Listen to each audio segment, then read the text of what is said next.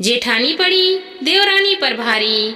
लता देवी की दो बहुएं हैं, जहाँ बड़ी बहू काव्या हर काम में माहिर है, वहीं दूसरी बहू और छोटी बहू अनीशा काम न करने की बहाने ढूंढती है और काव्या घर का सारा काम करती रहती है। लेकिन काव्या यूं ही घर का सारा काम करती रहेगी या फिर अपनी देवरानी को कुछ सबक सिखाने के साथ साथ काम सिखाने का भी कोई तरीका अपनाएगी।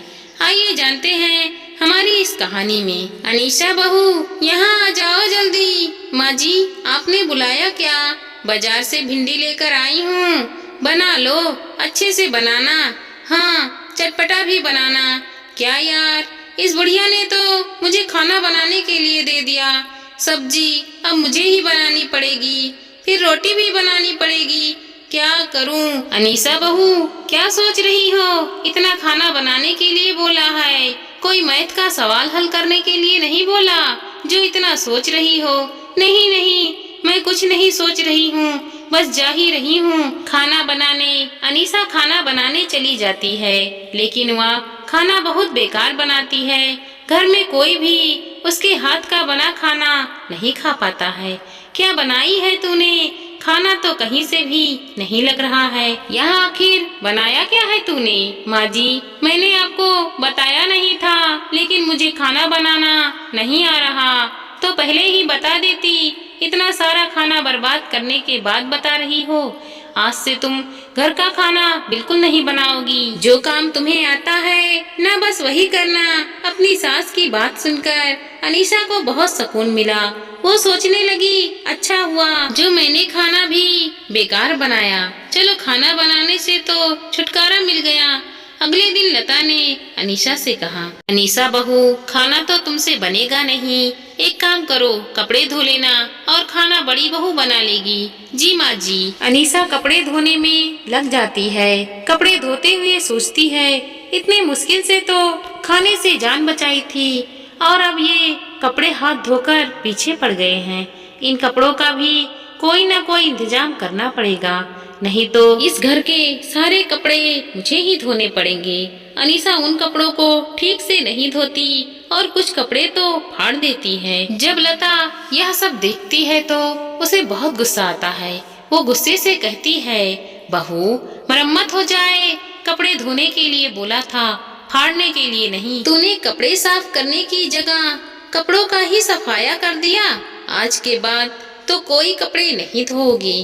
अनीशा ने जैसे ही अपनी सास के मुंह से ये बात सुन ली तो उसने राहत की सांस ली और सोचने लगी, क्या बात है, मेरा तो हर टाइम निशाने पर लग रहा है। चलो सही है, मुझे कपड़े और खाने से राहत मिल गई। जहाँ अनीशा को खाने से राहत मिल गई थी, वहीं दूसरी ओर काव्या के ऊपर काम का बोझ बढ़ा जा रहा था।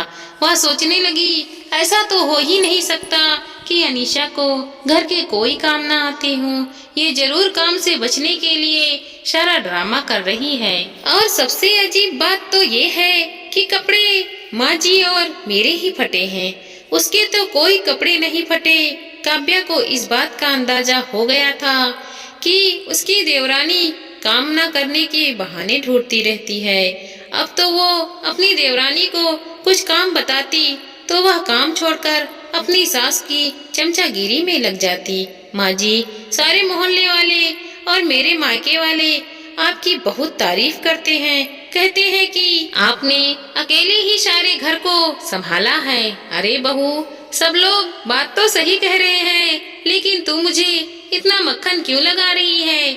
नहीं तो माँ जी, मैं क्या मक्खन लगाऊंगी, मैं तो बस ऐसे ही बोल रही थी। इस तरह अनीशा सभी काम से बच जाती, लेकिन काव्या ने ठान लिया था कि वह अब ना अपनी देवरानी से न तो सिर्फ काम करवा कर रहेगी, बल्कि अच्छे से काम करवा कर रहेगी। इस तरह कई दिन बीत गए।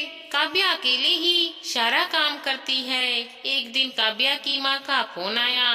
वो अपनी माँ से बात कर रही थी और अनीशा कान लगाकर उन दोनों की बातें सुनने लगी।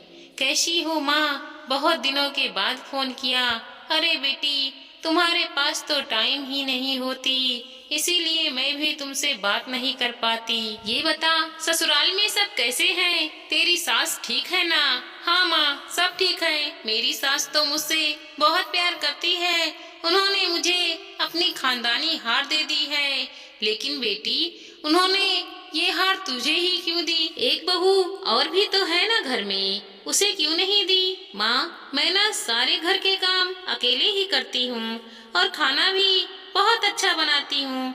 मेरी देवरानी को तो कुछ भी नहीं आता, वो छोटे मोटे काम भी नहीं कर सकती। इसीलिए मेरी सास ने खुश होकर वो हार मुझे ही दे दिया। और अभी तो बहुत सारी चीजें हैं जो मेरी सास मुझे ही देने वाली है। ये तो अच्छी बात है बेटा, तू ना बस अपनी सास की इसी तरह सेवा कर।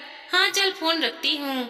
ये सारी बात निशा ने सुन ली। जेठानी जी तो बहुत चालाक निकली। उन्होंने माँ जी की सेवा करके, घर का सारा काम करके खानदानी हार ले ली और मैं सिर्फ चमचागिरी करने में लगी रहती हूँ। अब मैं भी घर का सारा काम करूँगी और माँ जी का दिल जीत के रहूँगी। अनीशा ये सोच ही रही थी, तूने तो करेला बहुत अच्छा बनाया है, कहाँ से सीखा है? सच में समझ में नहीं आ रहा है। जो लड़की चाय नहीं बना सकती है, उसने करेला कैसे बना ली? बाई इंटरनेट से। भाभी आजकल ना इंटरनेट से कुछ भी सीख सकते हो, बड़ी जल्दी सीख रही हो, अच्छी बात है। काव्या वहाँ से चली जाती है। इसी तरह अगली सुबह लता और काव्या सोकर भी नहीं उठ पाती थी। उससे पहले अनीशा घर के सारे कपड़े धो देती है। जब लता और काव्या ने ये सब देखा तो बहुत हैरान रह गई। अरे बहू, उन कपड़ों को क्यों धोए? पता नहीं कितने कपड़े फाड़े होंगे तूने। माँ जी देख लीजिए, एक ही कपड़े नहीं फटे हैं। मैंने सारे कपड़े सही सलामत और साफ भी धोए हैं। लता ध्यान से एक एक करके सारे कपड़े देखती है। तभी उसकी सास बोली, काव्या बहू, आज मैं करेला लेकर आई हूँ। तुम बहुत अच्छे करेले बनाती हो। माँ जी, आप भाभी के हाथ का बना खाना तो बहुत बार खा चुकी हैं। आज मेरे हाथ का खाना खाकर देखिएगा, मैं भी करेला बहुत अच्छी बनाती हूँ। माँ जी, तू बनाएगी तो सब्जी खाने के लायक भी नहीं बनेगी। करेला बनाना हर किसी की बस की बात नहीं होती। अरे तू तो दाल भी नहीं बना पाती, करेला क्या खाक बनाएगी? हाँ माँ जी, मुझे एक बार बनाने तो दीजिए, अच्छी बनाऊंगी पक्का। अनीशा अपनी सास के हाथ से करेला लेकर गई और उसे बनाने लगी। लता को लग रहा था कि वो करेला अच्छा नहीं बना पाएगी, लेकिन जैसे ही लता और काव्या ने करेला खाया तो दोनों को बहुत स्वादिष्ट लगा। तभी लता ने कहा, बहू, करेला तो बहुत स्वादिष्ट बना है। अरे निशा बहू, कपड़े तो बहुत साफ सुथरा धोए हैं तूने। माँ जी, निशा के काम को तो स्वीकार कर लेती है, वो भी अच्छी तरह से। क्या निशा, अच्छा है ना? भाभी आपकी मदद भी हो जाएगी। अट्ठे दिन भर काम में लगी रहती हो, मुझे अच्छा नहीं लगता। अब निशा हर रोज खुश होकर सारे घर का काम करती है, साथ साथ अपनी सास की सेवा भी करती है। लता को समझ नहीं आ रहा था कि उसकी छोटी बहू आखिर इतनी जल्दी बदल कैसे गई, लेकिन काव्या ने कुछ नहीं बताया कि उसकी देवरानी में इतना परिवर्तन कैसे आ गया। तभी काव्या ने अपनी माँ को फोन किया। अरे बेटी, आजकल तू तो जब मर्जी कॉल कर लेती है। माँ, आजकल घर के सारे काम मेरी देवरानी करती है, इसीलिए मैं फ्री रहती हूँ। अच्छा, तो तूने जो तरीका अपनाया था वो काम कर गया है। हाँ माँ, काम कर गया और तीर सीधे निशाने पर लगा।